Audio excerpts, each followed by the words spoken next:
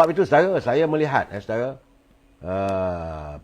untuk memanglah pada perhimpunan pilihan raya yang ke-15 dahulu, Parti Pribumi Perikatan Nasional memperoleh 74 kerusi parlimen, menumbangkan UMNO dengan teruk sekali.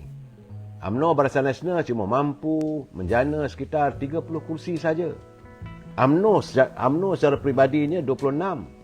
4 datang daripada parti-parti gabungan, daripada MCA 2, MIC 1, PBRS 1. 30. Tapi Perikatan Nasional 74. Namun begitu saja.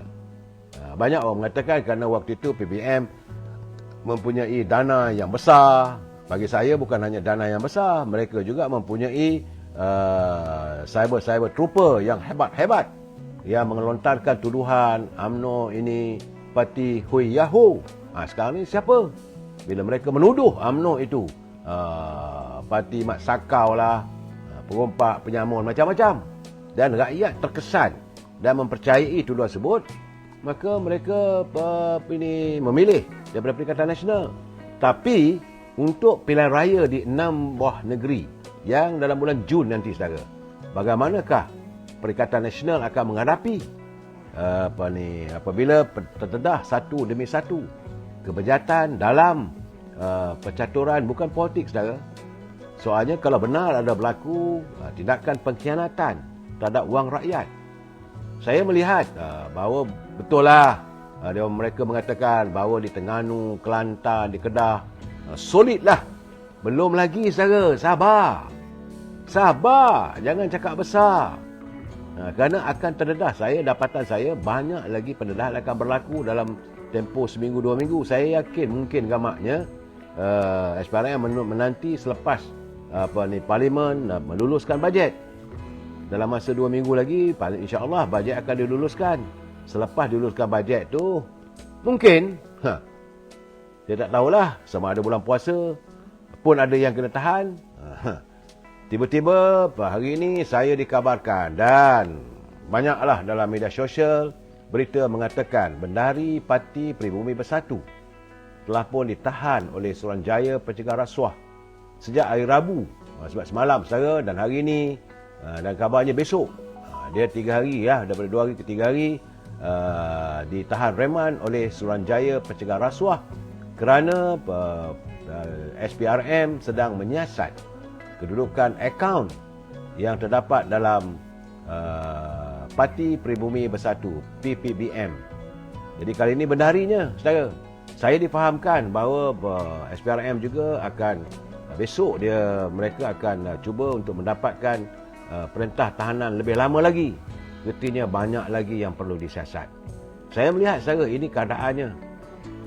Dalam keadaan sekarang ni, suka tak suka, bersedialah kita nak mendengar. Dan saya harap jangan anggap ini satu tuduhan politik.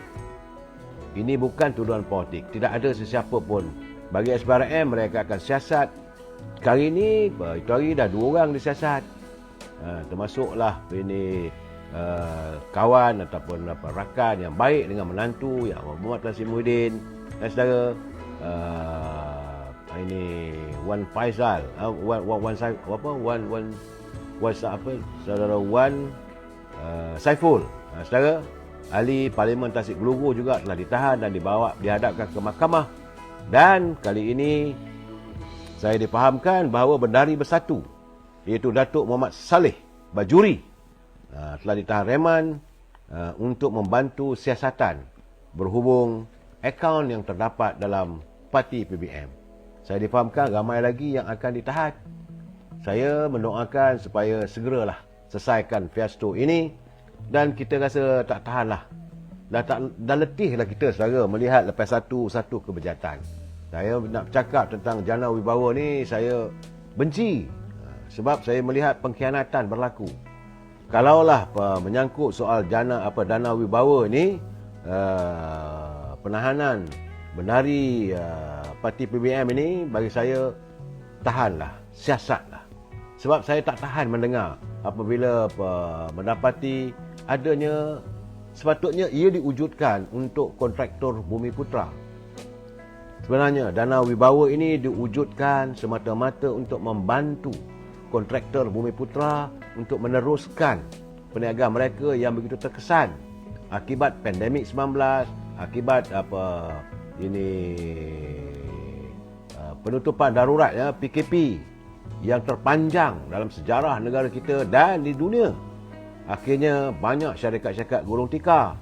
Tan Sri Muhyiddin pun mengakui secara terbuka, sama ada di parlimen ataupun secara terbuka, bila ditanya oleh wartawan, dia bagi tahu bahawa apa yang dilakukan waktu itu adalah untuk membantu, untuk merangsang ekonomi Bumiputera. Tapi kita rasa kecewa yang teramat apabila terdapat nama bukan Bumiputera yang turut terlibat, sama ada dikatakan menjadi orang tengah untuk mengatur dan sebagainya. Kenapa jadi begitu? Sebab itu saya tak mau cakap lebih-lebih. Saya bila sebut saja dah bahawa saya nak tunggu laporan sepenuhnya, nak tunggu perbicaraan di mahkamah. Cuma saya harap teman-teman jangan kita menjatuhkan hukuman. Biarlah SPRM yang membuat siasatan, yang membawa kes itu ke mahkamah, biarlah mahkamah menentukan. Saya lebih suka kalau boleh warga kita ini tidak menjatuhkan hukuman lebih awal. Siapalah kita? Kita bukan pegawai undang-undang, kita bukan pakar undang-undang.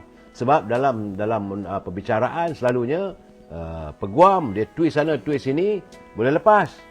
Kalau kita terus menuduh, kita pula yang terkial-kial nanti.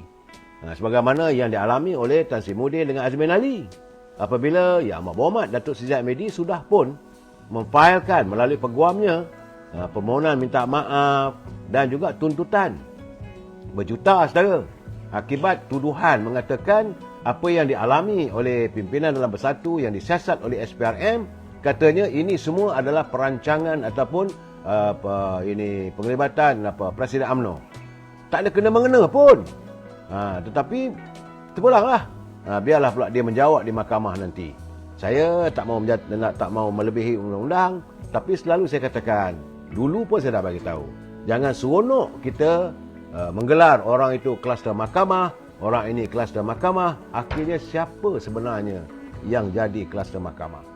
Jangan lupa Presiden UMNO mengalami suasana yang begitu mengecewakan bila rumah dia disita, dalam rumah dia tu diselongkar dalam bulan puasa. Balik daripada solat tarawih, terpaksa tidur atas sofa saja. Jangan lupa saudara, apakah ini karma yang akhirnya berpatah balik? Terpulang. Saya tak mau tuduh lebih daripada itu, tapi bersedialah saudara Rizal Yusof keadaannya. Cikgu Nur Rasyah dia kata kini politik yang berbagai jenama telah tersasar dari perjuangan demi negara, rakyat dan semakin terakis. Saya bersetuju dengan pandangan anda. Saya bersetuju. Hari ini sebenar-benarnya terus terang saya katakan, rakyat sudah semakin bosan dengan orang politik. Kalau dulu mereka menuduh UMNO, hari ini terdedah pula daripada Pakatan Nasional. Lepas ini nanti mungkin ada PAS pula nanti. Sampai bila negara kita diwarnai dengan berita-berita kalangan orang UMNO, orang politik. Orang politik yang terjebak lepas satu-satu dengan salah laku, dan kalau benar mereka melakukan khianat begitu, saya rasalah keyakinan, kepercayaan rakyat dikhianati. Bila masa nak berkempen, semua bercakap demi rakyat, demi agama, demi bangsa dan negara. Oh, sedap. Tapi bila mereka berada di anjung kuasa, apa mereka lakukan? Saya dapat merasakan sekarang ni saudara. Tambah tebal itu saya mengatakan, Parti Perikatan Nasional jangan cakap besar. Rakyat juga akan mengukur mereka apabila satu demi satu yang terdedah. Rakyat juga nak tahu kalau anda, apa yang anda bicarakan sepanjang perbahasan, perdebatan di parlimen berhubung dengan bajet. Saya melihat terus terang saya katakan, kalangan ahli parlimen yang masih lagi berjuang untuk rakyat adalah ahli parlimen daripada Sabah dan Sarawak. Yang ada daripada Semenanjung ni kebanyakannya melontarkan kenyataan yang bercorak retorika.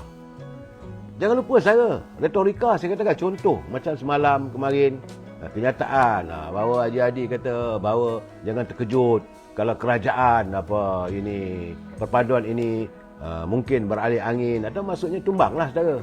Dia tak kata tumbang, tapi mungkin beralih angin, orang lain ambil alih. Jangan salahkan Perikatan Nasional, dia berkias. Tetapi kiasan itu, saya selalu katakan, tidak membantu negara. Sepatutnya mereka membantu negara untuk memperbaiki, memulihkan ekonomi, agar pelabur-pelabur datang melabur di negara kita. Bila pelabur ramai datang, mewujudkan peluang pekerjaan. Ini keadaan saudara Zuraini Ali. Siapa yang sokong orang penipu? Mereka juga masuk dalam golongan. Saya tak mau menuduh siapa penipu, siapa tipu siapa saya. Saya lebih suka saya menyatakan, melaporkan. Kalau saya nak komen pun saya tak mau bersikap peribadi.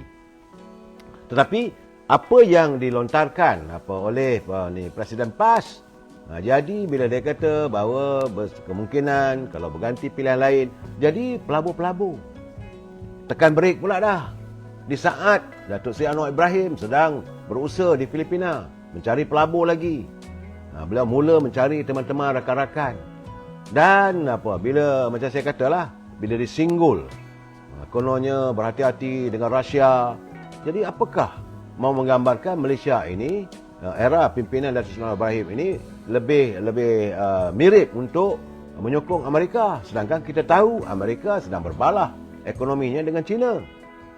Kita tak mau campur sebenarnya, tapi bila dikatakan, di-branded ataupun dihujah seolah-olah Datuk Seri Anwar Ibrahim akan bersama-sama dengan pimpinan di Amerika, tentulah ini juga akan merosakkan hubungan kita dengan China. Akhirnya China juga, kalau mereka nak melabur, tak jadi. Saudara Bonda Umi lirik lagu Zizi Kirana. Bagi saya lah, dalam keadaan sekarang ni, saya runsing bila melihat kenyataan demi kenyataan yang dilontarkan oleh pemimpin-pemimpin politik. Mereka berada di parlimen, bercakap secara sembrono. Cuma macam saya kata tadi, saudara, hanya ahli-ahli parlimen, wakil-wakil rakyat daripada Sabah dan Sarawak, benar mereka secara tuntas memperjuangkan soal kehidupan rakyat. Mereka menuntut agar disegerakan prasarana, jalan, bekalan api, air, dan menangani kehidupan rakyat. Saya yakin dengan bajet sejumlah 65 bilion yang diberi kepada Sabah dan 58 bilion kepada Sarawak itu tentulah akan digunakan untuk membangunkan Sabah. Saya teringat bila saya membaca, menatap buku yang ditulis oleh sahabat saya, Saudara Musli Oli. Memang Sabah itu kaya dengan pembendaharaannya. Tapi kalau tidak disantuni sebaik mungkin, maka terbiar begitu sajalah. Sabah, saya rasa kalau mereka membangun ikhlas pimpinannya, mereka akan lebih maju daripada kita di Selangor. Begitu juga warga Sarawak. Sarawak sekarang ini saya dapat lihat bagaimana Abang Johari sedang memacu ekonomi warga Sarawak. Kerana di Sarawak sudah ada kestabilan politik. Saudara, kita tak boleh nafikan di Sarawak ada wujudnya kestabilan politik sehingga kan mereka boleh mengatakan siapa saja yang dia sokong serangkai. Cuma di Sabah ni masih lagi berbolak-bolak, saudara. Kerana masih lagi belum ada kestabilan yang mantap. Tapi kalau Sabah dapat mantap sebagaimana di Sarawak, saya yakin dua negeri di negeri di bawah Bayu, di sebelah Borneo, tentulah akan lebih maju daripada kita. Bagaimana kita di Semenanjung? Kalau berterusan begini, pimpinan Tan Sri Haji Hadi melontarkan yang bukan-bukan, saya menanti dengan penuh harapan. Begitu juga bila dengar Tuan Ibrahim sebagai timbalan presidennya, kita ingatkan sebab dia pernah menjadi menteri alam sekitar. Benar, kita sedang mengalami banjir. Sepatutnya melalui pengalaman beliau, tolonglah nyatakan apa yang sepatut dibuat, apa yang telah dibuat. Sebab dia ada berpengalaman menjadi menteri. Dulu tentu dia tahu data-datanya. Soal climate changes dan sebagainya, perubahan climate dan itu memang perubahan alam. Tetapi apa tindakan untuk segera menyelesaikan masalah ini? Juga saya tak nampak. Selain daripada mengatakan bahawa isunya lain, tak ada isu soal tebatan banjir. Begitu juga bagaimana saya melihat, saya macam Datuk Wee Ka Siong. Wee Ka Siong nampaknya berhemah dan bila dia membicarakan persoalan tentang rakyat ada. Walaupun dia mewakili cuma dua kursi saja MCA ada, tapi saya nampak dan saya lihat perjuangannya untuk rakyat ada. Dan isu telur, tapi tiba-tiba Ibu Niti sebagai wakil rakyat pula yang dipertikaikan bila dia pula kena saman.